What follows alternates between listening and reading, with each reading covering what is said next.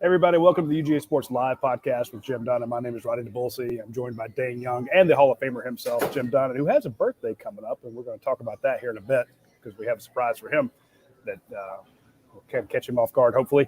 But it's tough to get one past the old coach because he kind of knows what's going on just about everywhere, and it's tough to sneak something past him. We're very glad you tuned in. We're on a Wednesday instead of a Tuesday because we had some scheduling issues. So if you're joining us today, we really appreciate you taking time out of your schedule to do so. We always appreciate all the attention we're getting and all the people that watch our shows. It means a lot to us. Our YouTube channel is growing by leaps and bounds. Won't be long before we're at 30,000 subscribers, which blows my mind. We've had 3,000 new subscribers in the last month or so, and it means a lot to us.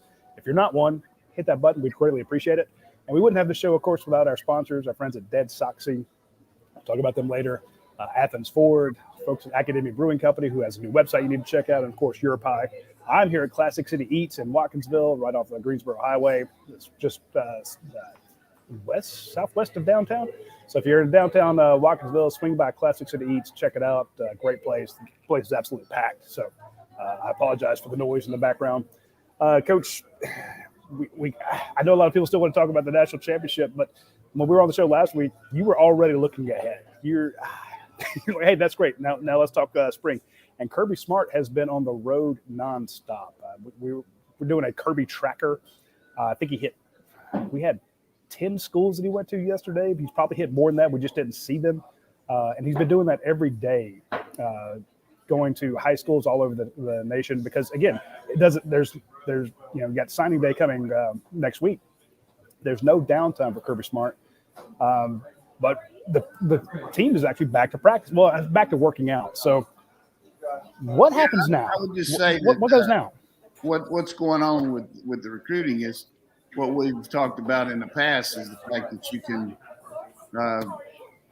coaches can really reflect more on the guys in the future because the early signing date really helps you, because you've got most of the hay in the barn. Most of our guys have signed already. So just for the fans, the fact that Kirby's going to these schools is just more of a situation where the coach knows he's there, the player knows he's there, the principal, everybody knows that when you come in a helicopter. And it's just great visual there to show, here's the head coach from Georgia coming to see me.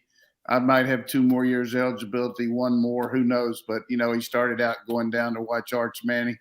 And you can't talk to him, but, it's pretty obvious when you're standing there with national champion coach or national champion offensive coordinator, whatever it might be. It just gets their attention. So it's a very good way to get a head start on that 2023 and 2024 and, even some 25 kids. So, and our guys do a great job of evaluating and getting to know these guys in the future. And you got to remember last year, none of this was happening. You couldn't go on the road. You were just here. So trying to make up some time for that. So, but as far as what's happening now, the players had a week off and then started back, full tilt yesterday on their weight training and also some they'll do some individual running and all, and then gradually pick it up. But unreal, we got, I think, between 16 to 19 in early enrollees. I can't keep up with how many actually are there until I actually go over there maybe one day. But just excited that these guys can get here. And regardless of how much impact they make on the team, the fact that they're going to be here as a freshman, getting oriented in school, getting everything homesickness out of the way because you can go home some during the spring and just see how they fit in the system and learn it and make a contribution, hopefully, for next year because we're going to need some of them to do that, particularly in the secondary. But a couple guys I would point out that kind of get my eye right off the bat that are among the top 50 players in the country. I mean, any way you look at it, any recruiting site would have them would be, starting off with Mikhail Williams starting off, was picked the number 1 player, defensive player by some sites. He's a tremendous looking kid. good family. Just you'd like him. I love the regular students here. That's for sure. I don't want to typecast, but he would be a guy that you would just like to have on your campus as a student. If he couldn't play football at all, he's just a real Georgia guy, and we're happy to have him here. Also, the linebacker that Radi was the first one to interview him up there, Walker up there in North Carolina from Boyden High School there in Salisbury. I'm just telling you, this guy comes from good stock. His dad played in Burlington, North Carolina, which is close to my heart. He played for the same coach that played with me in high school, Sam Story. And it makes me feel good when I'm standing over there in the indoor building and a guy comes up to me and said, "Coach, can I take a picture with you? I'm Walker's dad." And I couldn't figure out why. And then he told me, "Hey, I played for Sam Story, and Sam told me to look you up." So it makes you feel good. And beside that, this guy is a stud. I mean, he can play tight end if you need him. But, of course, right now I'd say tight end's pretty good for us. But we need him at linebacker. He's a good basketball player. He's just a great kid. And just steal him out of North Carolina. And I know how Mac Brown wanted him. That's just an awesome job by Schumann and Coach Lanning, who's no longer here, and, of course, Kirby. Another guy that just gets my eye pretty quick that just pennies from heaven is Everett, defensive back. He's in the top 20 in the country now as far as just overall prospect, long, angular, can tackle, can cover. I mean, should be a can't-miss guy. I mean, I really feel good about him. And then Green from out on the West Coast, big lineman. We everybody thought he was coming, but he didn't announce until the game he was playing in. But here's a guy that should be ready to come in and challenge. I don't know if he can beat out all these guys we got, but he's a big, good-looking kid. And the last one I'll mention is Malachi Starks from over in Jefferson, just a real all-around player, a winner. A kid from a really good family. You see his mother occasionally tweet out stuff because she's so proud of him, but it's just a great family. And certainly there's some more guys that I can mention but just starting off right now, I think these guys are just impact, come in and GATA pretty quick. And then you will see some more, and I'll bring those up as we go along next week or so. But right now, a couple things I want to mention here, and then I'm going to get off this diatribe here. But, I understand where Burton's coming from, and it's a me business now. As much as you want to be team and all that, I mean, these kids got a chance to further their careers, and they got to look at it. And individual situations come up, but I'm not going to wring my hands and worry about what's going to happen next year because one guy leaves. I just feel like that could drive you nuts. I mean, you can worry about it all you want to, but basically, I would tell everybody in the Georgia program, and you can get mad at me or do whatever you want to, or say that, hey, why is this coach using bad language? Let's worry about the elephant turds and not the rat shit. Okay? Let's worry about things that really are a big problem. And I'm not saying that Burton is that, but in the grand scheme of things, when you look at all the good things we got to get going here, I think our head coach, I know he's got a good plan on roster management. He's among the best in the country, pro or college. I talked to Daniel Jeremiah a couple of days ago and setting him up for a podcast like we had last year where he'll go over our pro people, our draft choices. He's going to be actually doing the Senior Bowl as the analyst for it. So we'll get some inside stuff from him after he's watched them down there and tell our fans exactly what's going on. But Daniel Jeremiah was talking about Kirby's management skills and evaluating players and how good these guys are coming in the pros, being ready to go, talking about our guys. So I think that's a real tribute to him. So we can all worry about a lot of stuff, but let's don't worry about our roster right now. We got pennies from heaven on getting those 7 extra scholarships. most of those at this point have been used for younger players that are going to be here for a longer time than, say, 1 or 2 year guy on a transfer. But we'll use maybe 3 of those for those kind of guys. But we're just keep picking up guys. Like hopefully this E.J. Lights will be coming in here that was here this weekend. Good-looking kid, can really run fast. I'm talking about big-time fast for a linebacker, and he's bigger than he was in camp. He's up to about 207 now, and he's going to branch out. And that's the kind of kids you get when you get those extra ones. You know what I'm saying? Down the stretch, he committed from Florida, I think. So, so much for me. I'll see y'all later. That's all. That's plenty. Dayne, there have been some coaches talking about Jermaine Burton, who announced that he was going to transfer to Alabama. And we had a list out the day after Georgia won the championship of guys that we thought were very guys we knew were going to go into the portal, guys we thought could go into the portal, and guys who were just a possibility. And sometimes that's from scuttlebutt. Sometimes we have good sources. Sometimes it's just an amalgamation of what we're hearing.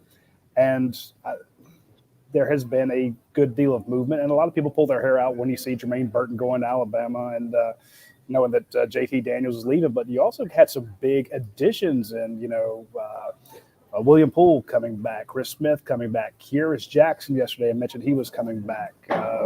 Nolan Smith. Nolan Smith was the biggest one, but I'm just thinking you've had your edge rusher, Robert Beal. So there's a lot going on the roster standpoint. Give us your thoughts on that, or what some of the ones I've missed. Yeah, frankly, I've been surprised that more players from Georgia haven't left to seek more playing time or whatever it may be. And I guess the difference with like a Lavoisier Carroll in a fan perspective to a Jermaine Burton is that the perception is, well, Jermaine Burton is not complaining about playing time. He played a lot at Georgia. Everybody has their own different things that makes them think that another situation is going to be better than the one that they're currently in. And so for whatever that is for Jermaine Burton, I'm sure he sees Alabama receivers doing what they've done, and he thinks he can do that. Maybe he wanted more targets. Maybe he wanted more playing time than he even got. Frankly, I look at it and I say that Ladd McConkey took some time from him, and Ladd McConkey is going to be on this roster next year. And then you have some of these young guys that are coming in. A.D. Mitchell. How do you keep that guy off the field after some of the big plays that he made? Jermaine Burton improved a lot at the latter part of the season, and I think he's going to be really good at Alabama. But everyone has their own different reasons for why they do things. I get why fans can be upset about it and not be happy about it, but their concern is not going to be anything that concerns Jermaine Burton. And so all Georgia can do is try to cover him when they play. Good point. And I think realistically, and, Alabama, we can talk about the guys they've had there and the players that have gone to pro. But at this point, watching those receivers against us after Mechie went down and after Williams went down, I'm telling you, he's probably going to be their number one guy when he goes over there. I don't know that he would be that here. He might be. But we got some really good guys, not to mention Gilbert, who is out there now. And so it's just each guy's got to look at his own situation. But in his case, I'm going to defend him about one thing. He was hurt a lot, but, sometimes you got to fight through some things that didn't work out for him, and he didn't play maybe when he could have, thinking he was going to be better, feel better. So, but when that happened, McConkey took those catches that he would have had. So you take the Z position. That position between McConkey and him, that's over 50 catches this year that he would have had being a first teamer all the time. So you can't really reflect anything except the way the kid's looking at it. And so, it's like we said, it's a me deal, but I think we should go over and talk about something else now. Because I do want to talk about something else, Coach. Alabama players. Georgia fans will pull their hair out about some of the guys that they lost, and I get it. That's a guy that you committed. You were excited about him. He's an actual contributor, a big-time catch guy. We thought that Jermaine might be the leading receiver here at Georgia this year if he'd stayed healthy with George Pickens being out. But here's the thing. If you're going to get to a portal contest with Kirby Smart, I'm going to put money on Kirby Smart. And that's not to say that Alabama won't. They did great when they got Henry To'oTo'o and they've done great already this offseason. Yeah, but they talk about kids this year. Yeah, absolutely. And Eli Riggs from LSU. I mean, Alabama's got some really good players from the portal. Georgia will too. They absolutely. Gibbs is good, but I mean, I think we could have had a shot at him. If we just didn't make a move on him. So, but you did get. You mentioned some of the guys you did get. You had Darian Kendrick all year. God, did he allow a touchdown pass this season? Very, very limited. The guy didn't score. Didn't let a whole lot of people score. And Arik Gilbert is now practicing. Was working out with the team. So Arik Gilbert's back. You got Tyke Smith that came in and got hurt. So, like you said, Coach, with you had 7 spots that you can use, 4 of which you're using for some of those, I guess, early enrollees who are going to be 4-year guys here, or 3 or 4-year guys, and you got 3 open spots that you can bring in from the transfer portal. I'm just thinking after spring, and look at what Kirby's done. Hey, Kirby brought in JT Daniels, for goodness sakes. He brought in. How about that package deal that everybody's saying that the kid wanted JT to throw to him? I mean, if JT's throwing to him, he's going to have to beat Bryce Young out. Yeah. And then some of the narratives get blown up. But again, it's your thing. It's human nature. We take for granted the good things and we focus on the bad things. And I'm like, look, just if you didn't have any faith in Kirby Smart and a million other things, the one thing you have to give him credit for is roster management. So he's going to be able to fill those spots pretty well. And we're going to see some of that popping off. I'm assuming after spring practice. Some guys are going to stick around through spring, see what their situation's like. Some guys are sticking around at the schools they're at now just because of the academics. Yeah, that's true. And I think forget about anything except being selfish. We can be real picky and choosy who we take, so we're not in any hurry on the transfer. I can tell you that. Guy can't come in here and play this spring anyhow. So you look at McKitty came in here right when the summer practice started. I mean, there's some things that are going to evolve. New coaches go other places. I tell you what's been a proliferation of people just reading the internet is how many of these 1AA kids that played on really good teams are going to some of these rebuilding programs and some big programs because there's always guys that develop out of high school and really surface at these schools that I know we had a lot of guys at Marshall. If we had the transfer portal right now, that probably wouldn't have stayed at Marshall somewhere. I'm just telling you, it's amazing. So we're in good shape on our I look at our schedule next year and our team. I mean, tell me one team right now that would be less than a 10-point underdog against us. Yeah. I mean, it's an easy schedule. And so to me, Tennessee, if they get it going offensively, that's the only one I can really think of. Tennessee's going to be a good challenge, but they're going to be playing between the hedges too. Yeah. I think I'm not sure what Auburn's got going on. Oregon has some pretty good talent. Auburn is lower than Wellmanure right now. I mean, they're even lower than that. Auburn could very well be the worst team in the West. They got a revolving door of coaches leaving, players leaving. That is a complete bonfire over there. Yeah, I do want to come back to the good basketball, though. Good basketball. Hey, they're in everything, school coach. I'm going to get in trouble with my Auburn friends. But I like that gymnast that she's got. I mean, she's good. One of the best of the nation. What is pronounce her first name? It's Lee. What is Suni Lee? Yeah, Suni Lee. Yeah. Maybe she should play free safety for him or something.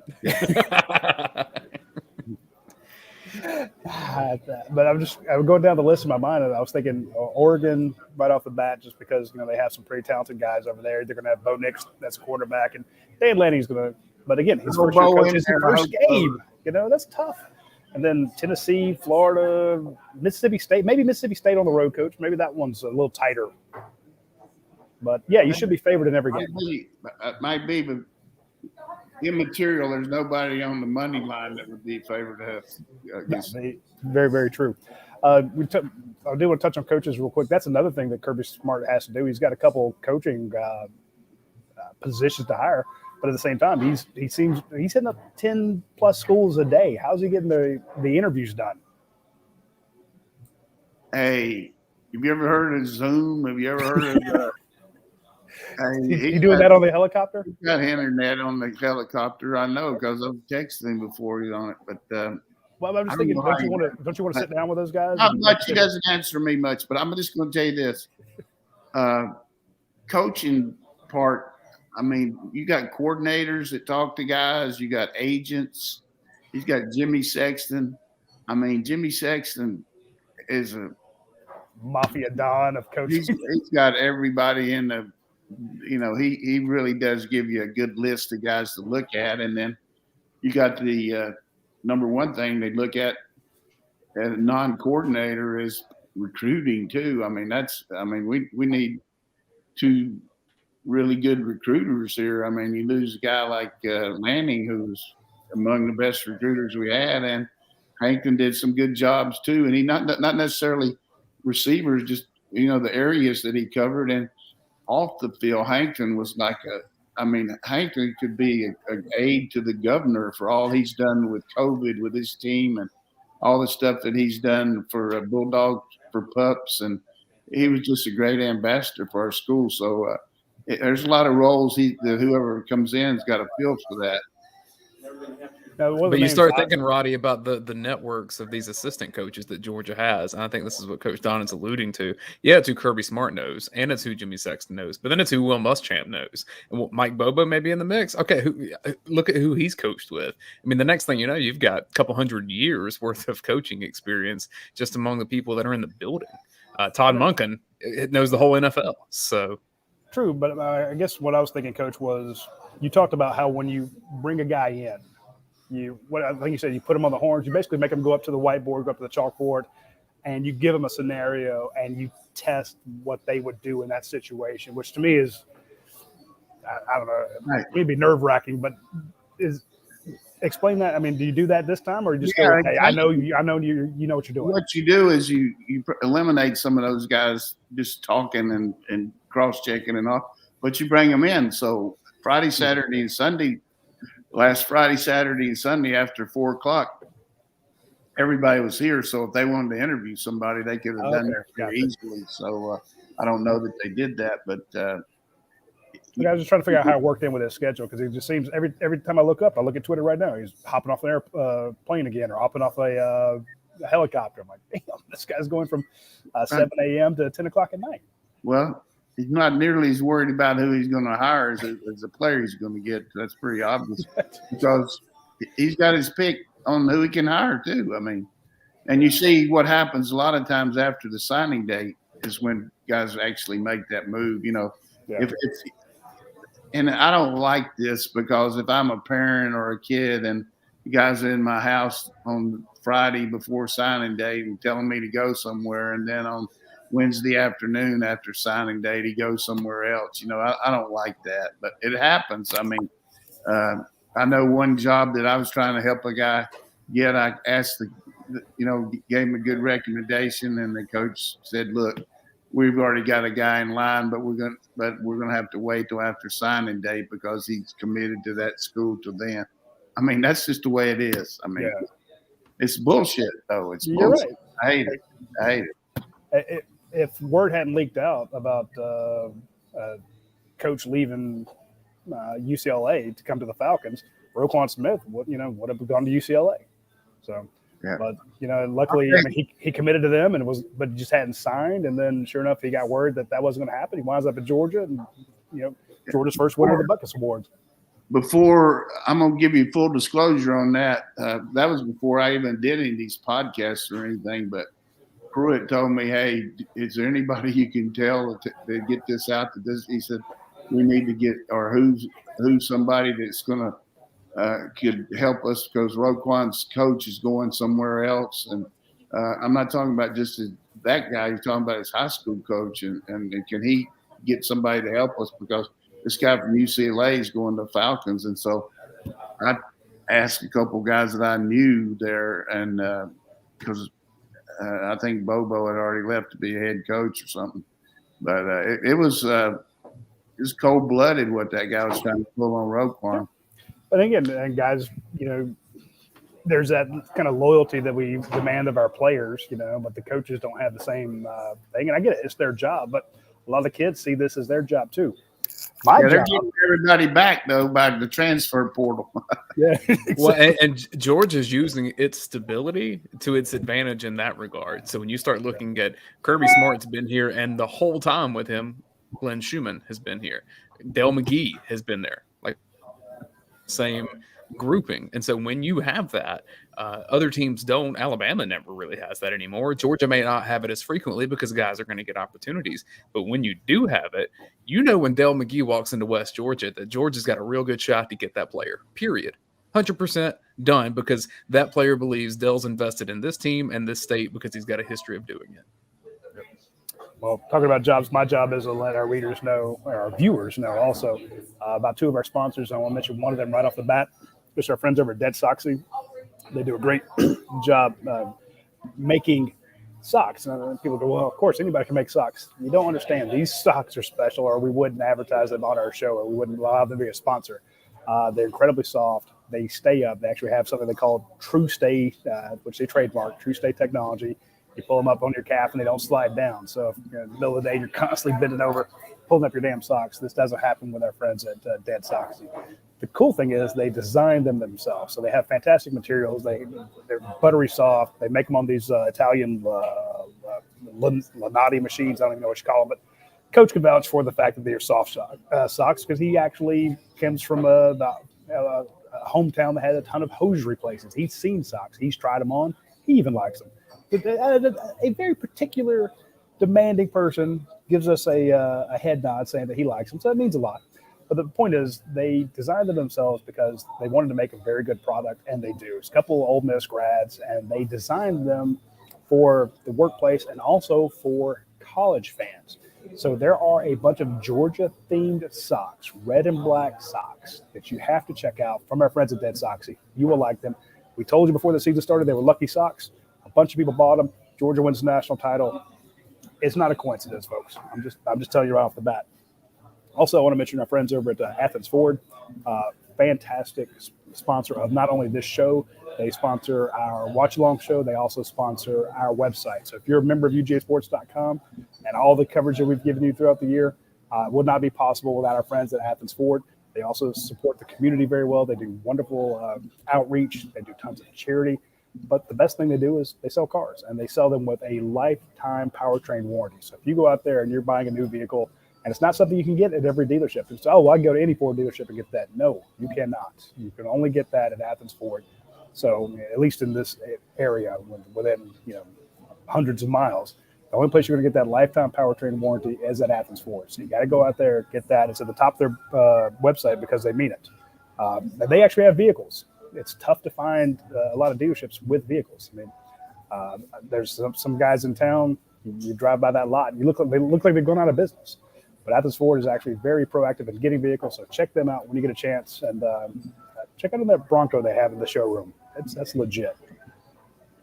Let's pop into a couple questions here that we have from UGAsports.com, and then also on Twitter, one that we always get to. This is UGA Alum 95 on Twitter. He does a great job of checking in with me and Radi before every show. It says, this is for you, Radi, and it's a question on star rankings. Seriously, how does a quarterback go from 5 stars in 11th grade until the September of his senior year in high school, then drop to a 4-star in November? And he said, all this for Gunnar Stockton is after breaking GHSA records. There's your question. It's really easy. Why does anybody change in the rankings from the first time you see them? I remember years ago we had Jacob Eason number 1 and Ben Cleveland number 2 in our rankings, 1 and 2. Because the first time you saw him, you're like, okay, well, who's the best player I've seen in the entire nation as 10th graders? Jacob Eason. Who's the second best player I've seen? Ben Cleveland.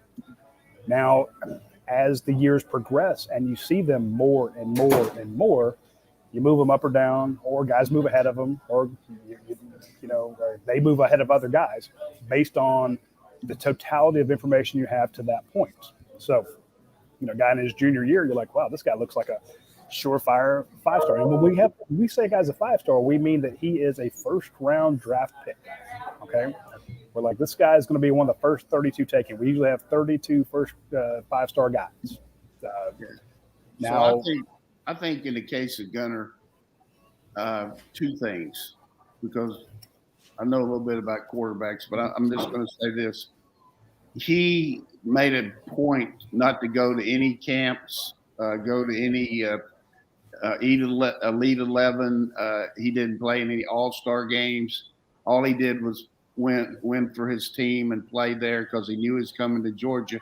So he didn't get the national exposure as far as being around the other quarterbacks that get ranked up there. You know what I'm saying? So because he didn't do that, he might have been the comparison part wasn't there for him going one against the other like other guys do. You know, like Williams went out there and played in that game and did all that.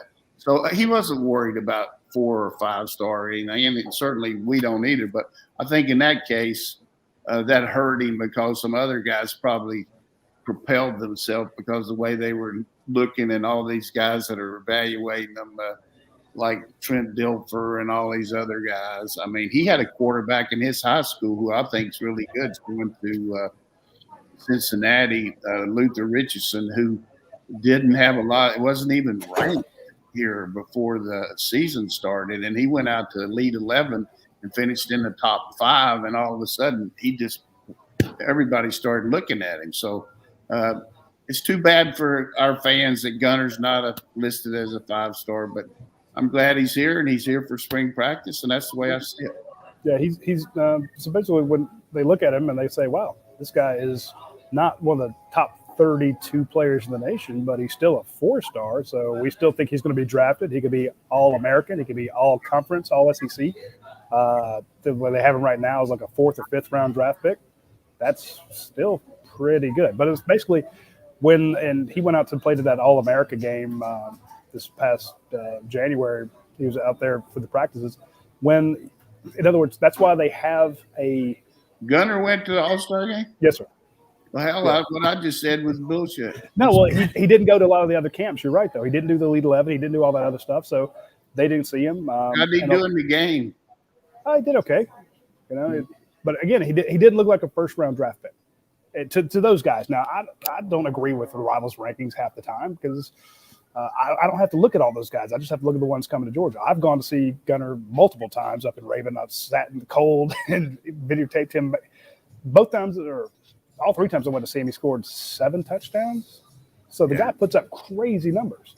We got a good will that transfer? I don't know. But we got a good quarterback room here. But they do it just based on the totality of what they see, and it's a bloody guess. And that's at this point in time. How much did stars matter for Georgia quarterbacks this past season, a national championship winning season? Yeah.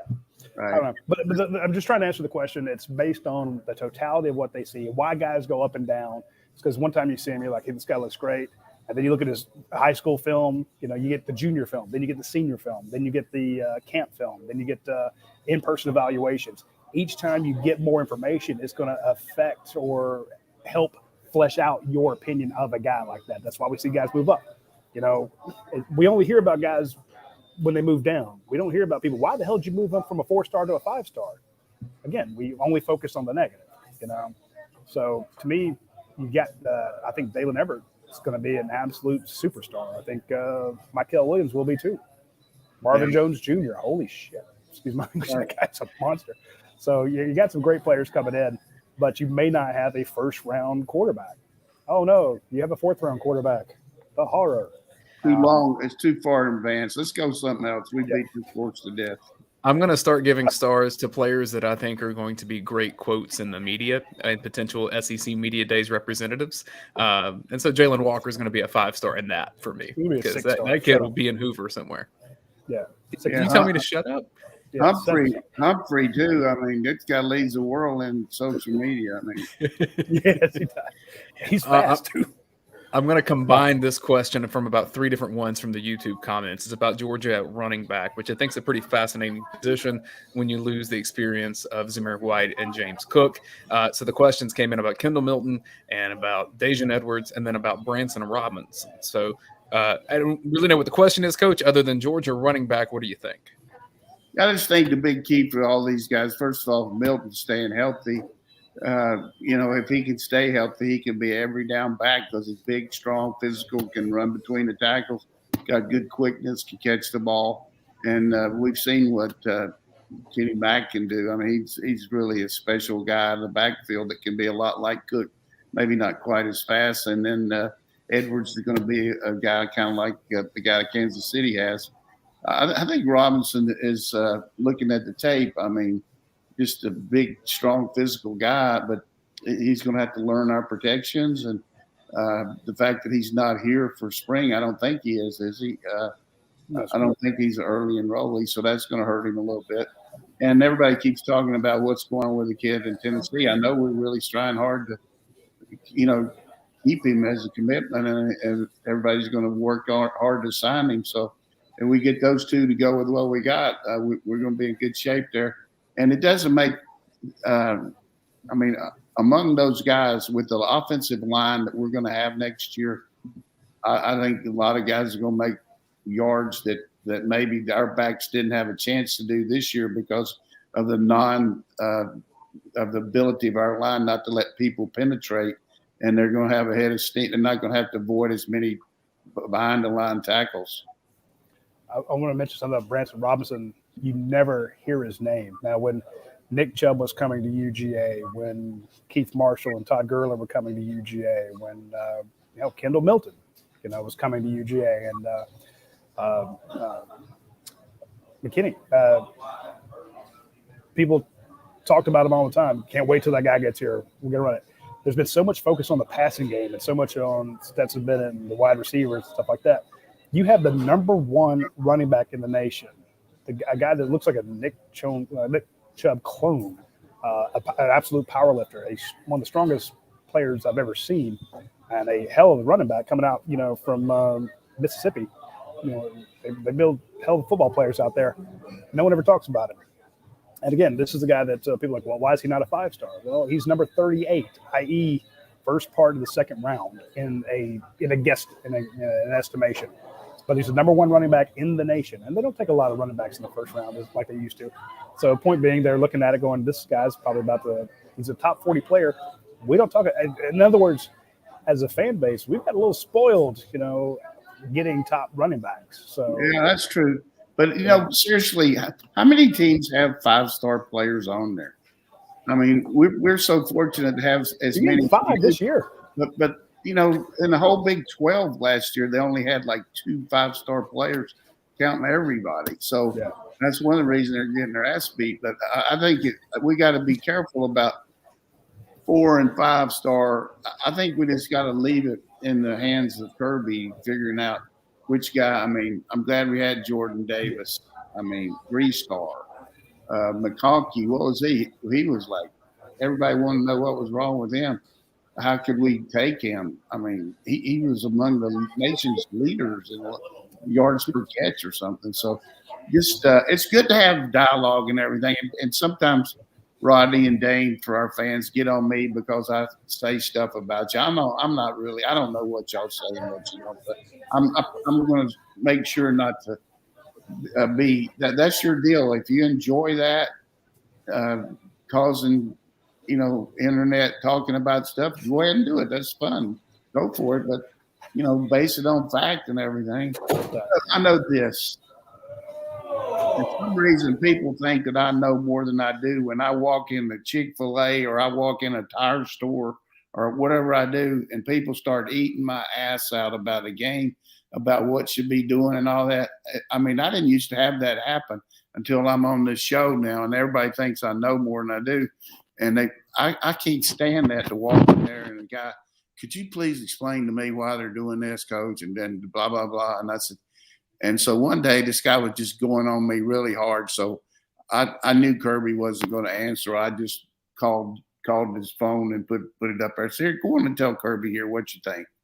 I thought that guy was going to run about as fast as I've ever seen anybody run out the door.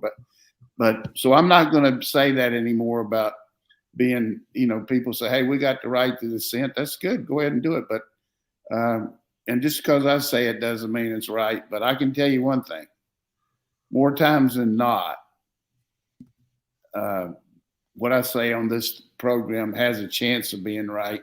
So that's why I say it. But you're not going to get to hear me much longer because the old coach is going to be hanging it up pretty soon. So let's go on to the next thing here. Question from Nickelbag on the vent. Any players that might change positions in the spring? Nickelback. That's a good one there. What did he play, corner and then wanted to play nickel and they didn't give enough money or what? So that's a good one. I think that's one good thing about our coaches, looking at guys that can move around, particularly in the secondary, but not necessarily any other position, maybe guard to tackle or tackle to center or something like that. We always try to get the best five out there on the offensive line. We got Tate Radlich coming back, which I don't think he'll be able to practice much with that injury he had. But receivers, maybe move a guy from slot to X or interchange them all, and Gilbert playing wide receiver first and then maybe some tight end. But those would be the positions I would see. So probably nothing as extreme as like a Lavoisier Carroll going from running back to defensive back. Yeah, that was just a position of need. You know, we were bleeding in the spring. I mean, you look at all the problems we had, all of a sudden lose 5 guys and then 2 to transfer, 7 DBs. And so he saw a chance to get in there and play early. I think if coming in the same situation as last year, he'd probably start out at running back. He'd probably be that at South Carolina. Before you get to the next question, hang on a second, Dayne. I want to show our fans here a little something. This is the biggest bloody cake I've ever seen. All right, read it out loud for our podcast audience, please. It says it's a huge sheet cake covered in white icing with red and black filigree going around the edges. It says happy birthday to the Hall of Famer and damn good dog, Coach Jim Donnan, from your friends at UGASports.com. Thank you for your exceptional expertise, insight, and sense of humor. So that's our buddy. My good friend Nat Long helped us out on that. That's great. You got a lot of cake to eat, Coach. Yeah, I mean, when we had that over at Champies, we were passing it around, and I told him to just put that in the freezer over there, and then we'll have a big party over here for UGA Sports guys and break that out. But January 29th, the old coach going to hit Red Grange, man, 77. Can you believe Red Grange, that running back, had number 77? I love it. I did not expect that line to come on this podcast, breaking down Red Grange. One of the greatest to ever do it. Coach, we do it. Ghost. Coach, we do wish you a happy birthday, and just personally for what you mean to me and my family. I'm excited to celebrate with you off the air because that's more fun. That's good. That's good. And I don't know if anybody made mention of Radi. Did you talk about Dayne getting that promotion over there at the Grady school there? That's awesome. Before you know it, how long before you can be the dean over there, man? I'm probably not going to get the education. You have to have a doctorate degree to get to that level, but I'll run some other stuff in Athens. Well, that's impressive. While he's been doing all this extra stuff for us, he's moving up the ladder, and he's also getting his graduate degree too. So you working as many hours a day as Kirby, man. And raising kids. Thankfully not. Let's get back to some questions for some folks. Yep. I don't know specifics what we can get into here, but we've heard some rumors. Blue Ridge Jones asked, give us your best guess as of now how the coaching staff looks in the spring. As far as who the coaches are going to be? I'm guessing the vacancies, who potential names could be. I mean, we've seen some stuff go out there that we've put on the Vin at UGAsports.com. Brian McClendon's name comes up a little bit on the offensive side. Javarius Robinson came up on the defensive side. Not going to happen. So there's names that have come out. A lot of times agents make that happen. But, what's Georgia looking for? If we don't have specific names, is it simply just who can recruit the best at that position? Yeah, I think 2 things. How do you fit in with the staff? Because staff morale and camaraderie and working together is critical. I mean, you need to be able to come in and know that you're going to have to perform at a championship level, because our head coach is very demanding, just like any head coach is. And you're going to have to be an expert at your position. You're going to have to be among the best coaches in the conference to coach it at Georgia. I mean, so if they had an all-conference coaching team, you got to be first or second team position at that position. So, and you look at our guys, I think they're that. If you look at the coordinator, that we lost, and the coordinator we have among the best in the nation. Same way with Schumann and linebackers. Look at the guys he's recruited and coached. Trey Scott really coming on strong. Really good technician, teacher. I mean, Luke has already been a head coach. Dale McGee, I would say, he's the number one running back coach in the country, not only conference. So, and Todd Hartley, good Lord, look at the guys he's recruiting and the double job he did this year, filling in on special teams. Just tremendous job by him. And, of course, Muschamp, what can you say? And Dye came in with a lot of issues for our secondary, and they hung in there and developed Poole and all that. I mean, we got an all-star coaching staff. And if you're going to coach here, you got to be an all-star. So we're not going to bring in somebody for an in-service training program at these two positions, I can tell you that. So we'll have a good – I mean, Brian McClendon would be good. He knows the program. He knows the school. He's kin to one of our tackles. I mean, he knows a lot of things, but he's also got to look at his what is his career goals? What can he do from Georgia that he can't do at Miami? You know, I mean, he's a co-coordinator there. I don't think that would happen here as far as title. And as far as outside linebacker coach, I really don't know who they're talking about. And they might move the staff around and, you know, maybe put Muschamp in a different role than he is. Who knows as far as where he would coach, so you could get a guy that would fit better to the staff, because Muschamp can coach any of them. So that's some of the things that I would consider. I didn't even thought about that, moving those guys around. That's a boy, that gives you a lot of options. You know, if there's a great guy that's an inside linebackers coach, and he's like, hey, Schumann, you want to coach outside? He's like, sure, I'll move over there. Muschamp's got it. You know, I don't think they'll move him. I think Muschamp would be the guy, because he assumed some responsibilities for the special teams this year and did a good job with it. And we've got a situation there where we've got to get another special teams analyst. We lost Robbie Disher to which I read that Radi wrote. I didn't know he'd left, but he's gone to Tulane to be a on-the-field coach, and he did a tremendous job of filling them for Cochran last year. So the other thing, is Cochran going to be on the field, or is he going to be an analyst, or what's that? So there's really about three scenarios there that could happen, and we'll find out when Kirby gets out of the helicopter. I will say that any day that goes by that Todd Monken's name is not mentioned in stories is probably a good thing, because these NFL coaching staffs are coming together. And I promise you there's going to be some tech calls sent his way. From what we're hearing, seems very happy at Georgia. But, you know, if a good job calls, you never know. So any day that goes by that Todd Monken's still here, Georgia fans should probably be very grateful. True. I mean, here's the thing, that there's going to be some dominoes falling here pretty quickly. I've never seen so many head coaching jobs open in the pros. I mean, when you look at all these teams are looking to hire general managers first, and then it'd be like a school hiring an AD and then a coach. Same thing with Minnesota just hired a GM today.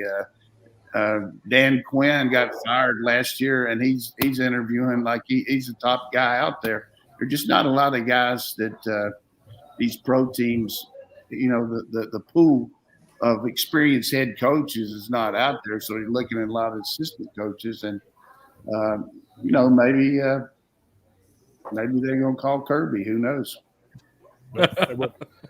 Oh, great. Well, I'll let y'all digest that while I talk about our friends over at Academia Brewing Company. I always tell you folks to go check out the Academia Brewing Company on Facebook. Well, they have a new website. It's academiabc.com, and it's going to have their menus on it, their events, list of their beers, because it's always tough. You go in, they give you, every time you go in there, you get a new sheet of all the different beers they have with descriptions and alcohol by volume and all the hints and process that goes into these beers. Well, now you can have it online, and they'll keep that updated there. So ton of reviews, so you can see what people are saying about it, get pictures of all the food, pictures of all the beer. It's a great website. They're doing ridiculous amounts of business out there. You need to check out Academia Brewing Company. Matt Casey, a Georgia graduate, this is an award-winning brewer. So they have great beer, but they also have great food. And you go see Matt Casey Jr., chef over there. You're going to have great food. So if you're not a beer person, but you like to eat, check out Academia Brewing Company. And if you are a beer person, you're going to love it. And if you just want a great place to go in town to watch the games, watch these NFL playoff games, the giant TV out there is fantastic, or the TVs, excuse me. And then, of course, if you're having a corporate event, they have a place for you. If you just want to go hang out, they have a lounge. They even have a beer garden outside. So when it's going to be freezing this weekend, but when the weather gets nicer, check out Academia Brewing Company when you get the chance. They were quite ahead of the curve when it comes to location, because I've been reading a lot of development that's probably going to be happening out that way. And Academia is primed just to be like the place to be anywhere on the west side of Athens. We're going to have to charge them triple from now on, because they're going to be making money hand over fist out there. And also want to mention our friends at Your Pie. It's Wednesday.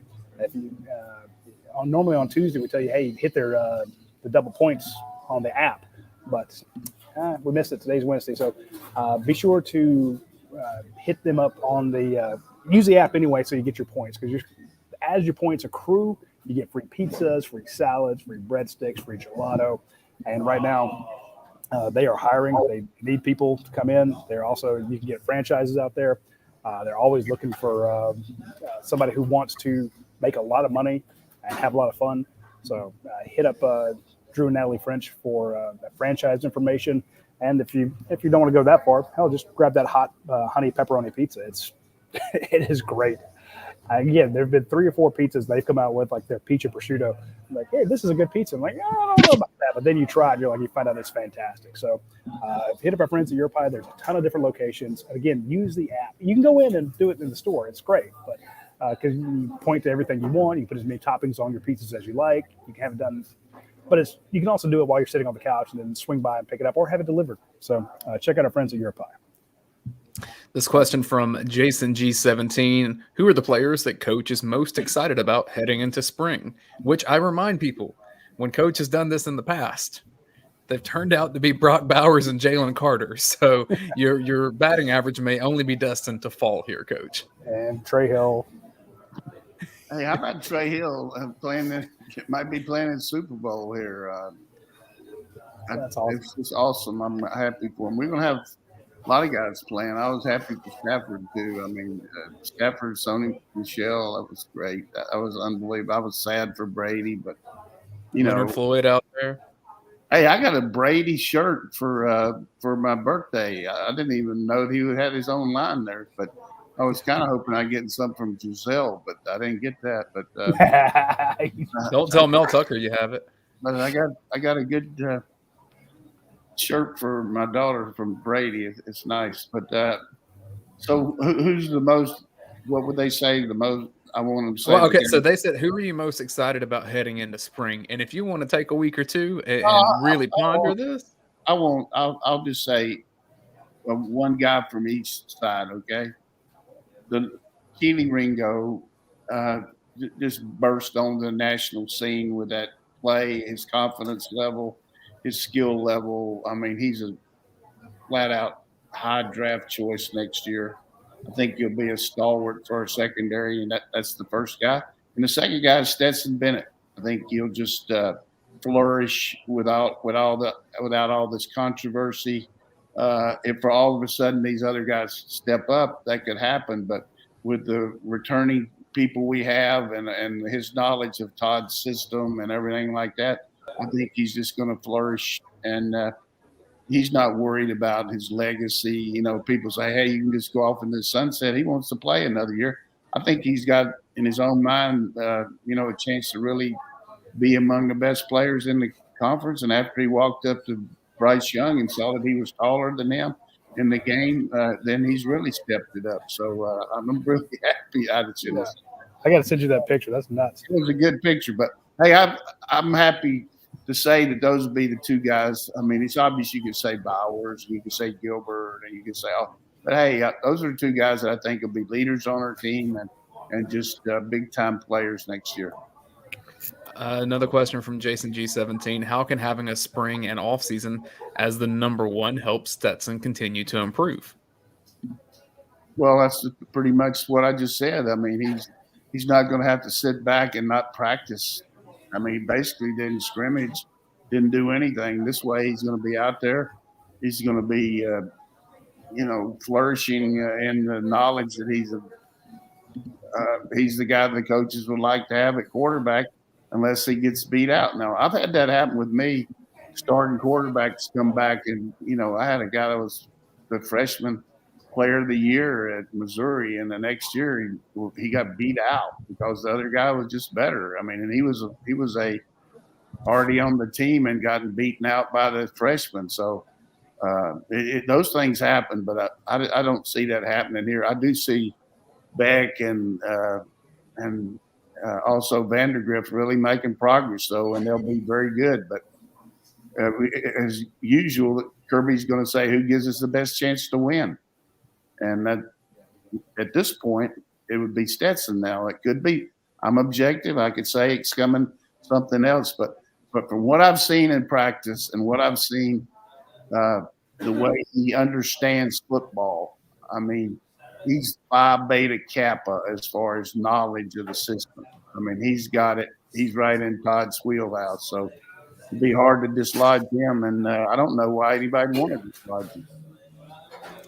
Question from Merrick: what positions do you foresee UGA filling through the transfer portal? Well, that's a good one.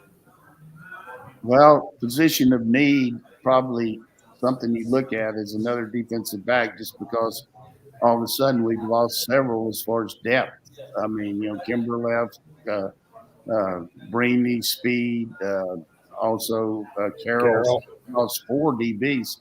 So we've got several coming in, but you need 10 or 12 to have your special team. So we'd take a really good defensive back, maybe an outside linebacker that's just a hellion player, that could come in and play. And maybe a wide receiver. It just depends on how good he is. That's the questions that we have from the dog vent. There's some other things on YouTube. We'll get to those as we can. But I will tell you that next week is a big week for Georgia, right? With the signing day. I know it's the later one, but there's still a couple things that the hay has to get in the barn. But then there's also, I think, the athletic board meeting is next week. So there'll be some news generating from Athens as we get along towards G-Day in the spring. Pony up. Yeah, I mean, that could be a $10 million athletic board meeting. Yeah, do you think it'll be 10? I don't know. I just said that. I don't know why. Nah, that's my guess. I'm thinking he's a $10 million a year guy.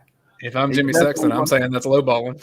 Whatever they give him, he deserves, and assistant coaches too. But we hadn't talked about this off air, but every year we usually do this show on like Wednesday night instead of Tuesday, just so we can go over the signers. So is that probably something we might consider again? Probably should, although I don't see a ton of movement coming this for signing day. Right. I basically think you get one guy, 2 guys, maybe. Yeah, but I'm just saying the whole thing for us to project on Tuesday, we're just wasting our time on it. But that's probably a good idea. Let's do a show Wednesday night. I always like 1 or 2 night shows just so I have something to do at night instead of sitting around here watching. There's some good tennis on though. I'm about to say you're watching your boys play tennis, but yeah, let's do next week's show on Wednesday at 8:00. That's good. We can talk about the guys that came in and recap the class as a whole.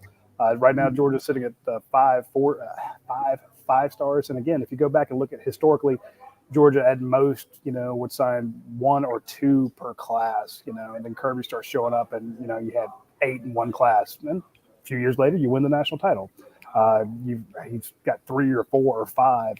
I know people want to pull their hair out about how the rankings go up and down, but I'm just saying, if you have faith in anything Kirby Smart does, have faith in his player evaluations and player development. You can argue with him about philosophy, you can argue with him about stuff like that. But the one thing I'll argue with him about media access, but the one thing I will not second guess is player evaluation. Maybe media access will loosen up a little bit with this COVID, but it's like a lady not having enough money to buy a nice brush and she sells some of her hair so she can brush her hair.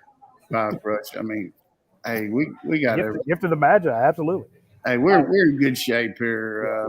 I mean, it's going to be a big year again next year. I mean, we're going to be right there, and I'm looking forward to it. Radi, Coach, and I were texting this morning, and I know you're wrapping the show, but do you have any thoughts on Stefanos Tsitsipas against Daniil Medvedev?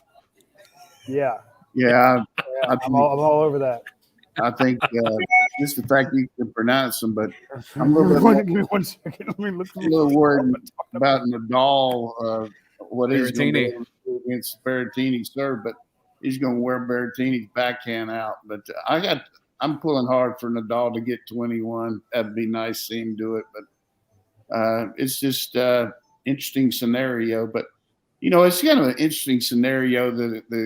The situations going on with 3 high caliber athletes like Djokovic and Aaron Rodgers and Kyrie Irving not being vaccinated and not being able to play certain things and all that. But I'll just say, get the vax, man. Get the vax. I mean, could you imagine if one of Georgia's best players, throw out any of the ones that we always talk about, if they could only play road games? They couldn't play in Sanford Stadium that's insane. Right. I mean, that's just. But hey, it's a good situation here right now, and.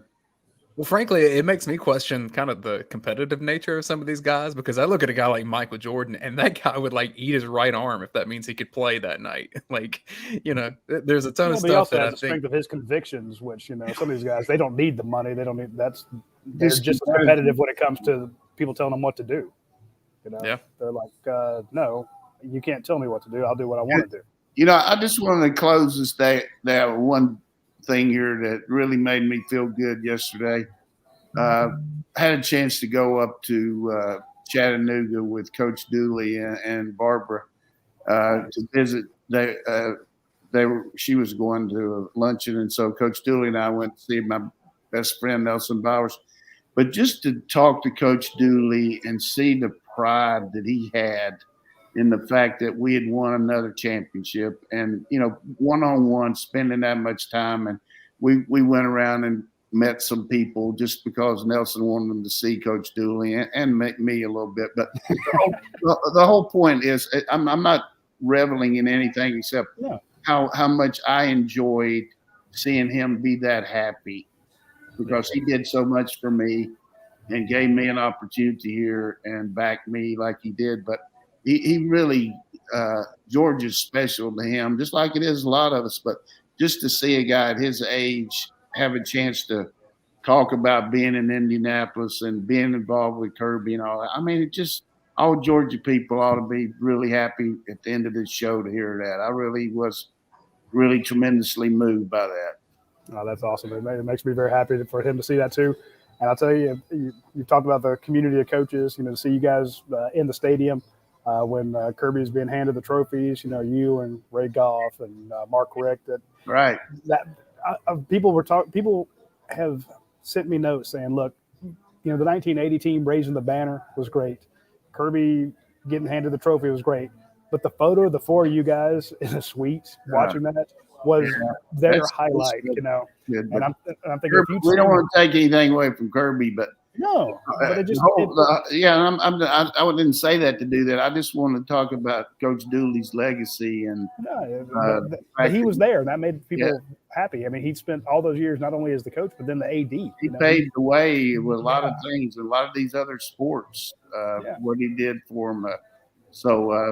I wish Dan McGill had been there to see it. That's the only one, But I guarantee you that Jack Bowerly was a little weepy, as was Manny Diaz and all those guys. Wallace, those guys. But I'm telling you, Coach McGill would have said, I don't know exactly how he said, but hey, we whipped their ass. Exactly. Hey, and then they won to beat him last night. He'd have called that a tufa. I always like when you beat them in both sports. Dan McGill, Georgia beats Alabama in basketball. Shout out to Tom Crean getting his first SEC win this year. And Dan McGill would have he's been like, just like football. So I miss him. All right, folks, that's all the time we have for this week's show. We will be back next Wednesday at 8 o'clock. You saw that decision being made in real time here on the show. Tune in, and we will have a post-signing day recap there. It's going to be a hell of a recruiting class for Georgia, and should be a fun show. See you next week. Take care.